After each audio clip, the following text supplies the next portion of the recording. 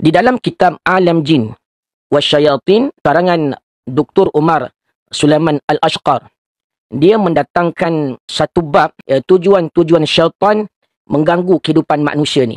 Yang pertama, masa jangka panjang, dan ada tujuannya jangka masa pendek untuk mengganggu kehidupan manusia. Di antara tujuan jangka masa pendek syaitan mengganggu kehidupan manusia ini adalah menyakiti ataupun mendera fizikal dan juga jiwa manusia. Maknanya, di antara tujuan syaitan ataupun mengganggu manusia ini, di antaranya adalah untuk mendatangkan penyakit-penyakit kepada manusia. Salah satunya yang disebutkan oleh Nabi SAW adalah istihadah, iaitu mendatangkan darah penyakit kepada manusia. Ini sebagaimana yang telah ditanyakan oleh Hamnah binti Jahshin kepada Nabi SAW, maka kata Nabi SAW, iaitu sesungguhnya ini hanyalah satu hentakan daripada hentakan-hentakan syaitan. Baik, di dalam riwayat yang lain daripada Sahih Sunan Abi Daud dan An-Nasa'i, sesungguhnya itu hanyalah satu hentakan ataupun pukulan daripada syaitan. Di dalam kitab As-Sarimu Battar, karangan Syekh Wahid Abdul Salam Bali, Syekh Wahid Abdul Salam Bali ada meletakkan tajuk istihadah ini dalam bab sihir. Kerana istihadah yang kita tahu bukan saja boleh disebabkan oleh medical side ataupun disebabkan oleh faktor hospital, tetapi ia boleh juga disebabkan gangguan jin, malah juga boleh disebabkan oleh sihir. Sihrun nazif. Apakah itu sihir pendarahan? Kata Syekh, ia adalah apa yang disebutkan oleh fuqaha sebagai istihadah dan disebut oleh para doktor sebagai pendarahan. Yaqulu Ibnu Athir, al-istihadah an yastamirra bil mar'ati khurujud dam ba'da ayyami haydatiha al-mu'tadah. Kata Ibnu Athir, istihadah ialah berterusannya darah keluar daripada seorang wanita selepas hari-hari haid yang biasa baginya. Dan pendarahan ini mungkin berlanjutan selama beberapa bulan dan kadar darah itu mungkin sedikit ataupun banyak. Ini pandangan ulama berkaitan dengan apakah itu istihadah. Ia kata Syekh Wahid Abdul Salam Bali, jenis sihir ini tidak berlaku melainkan kepada wanita sahaja. Dalamnya, tukang sihir mengarahkan jin kepada wanita yang hendak disihir dan menyuruh menurunkan pendarahan ke atasnya. Maka jin itu masuk ke dalam tubuh wanita lalu mengalirkan dalam urat-uratnya bersama dengan darah. Ini di antara tuan-tuan, selain daripada disebabkan oleh medical side ataupun gangguan jin yang biasa ni, istihadah juga ataupun pendarahan bagi wanita juga boleh berlaku disebabkan oleh berlakunya sihir kepada dirinya.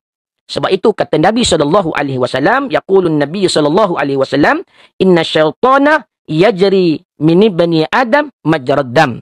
Kata Nabi SAW, sesungguhnya syaitan itu mengalir dalam diri anak Adam sebagaimana aliran darah. Yaqulun Nabi SAW, dan Nabi SAW bersabda kepada Hamnah binti Jahshin ketika beliau bertanya mengenai istihadah. Maka kata Nabi SAW, innama hiya raqdatum min raqadati syaitan. Kata Nabi SAW, sesungguhnya ia hanyalah satu hentakan daripada hentakan-hentakan syaitan. Wa fi riwayatin ukhra innama huwa irqun wa laysat bil haidah. Dalam riwayat yang lain Nabi sebut sesungguhnya ia hanyalah urat yang pecah, bukannya haid. Syekh Wahid membuat kesimpulan bahawa dapatlah difahami daripada gabungan kedua-dua riwayat hadis tadi bahawa istihadah ialah hentakan syaitan pada salah satu urat yang terdapat di dalam rahim wanita. Bagaimana kita nak mengubat istihadah ini sekiranya disebabkan oleh makhluk jin ataupun sihir?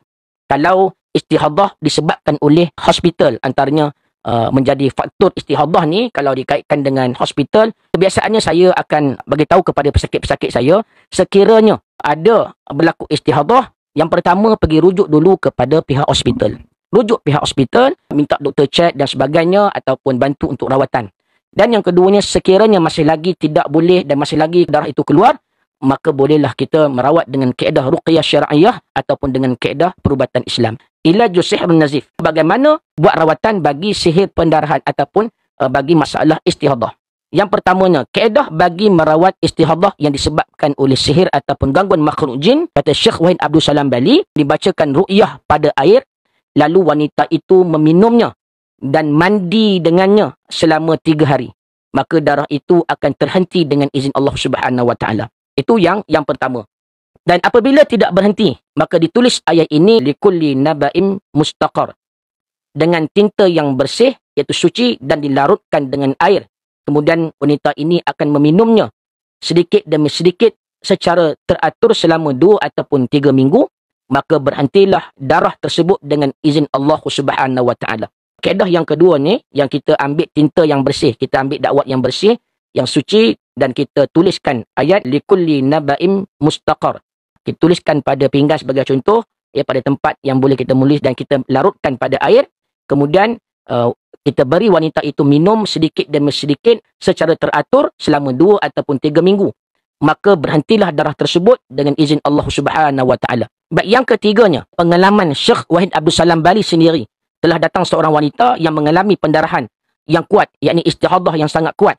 Lalu Syekh Wahid bagi tahu, lalu aku bacakan ruqyah ke atasnya.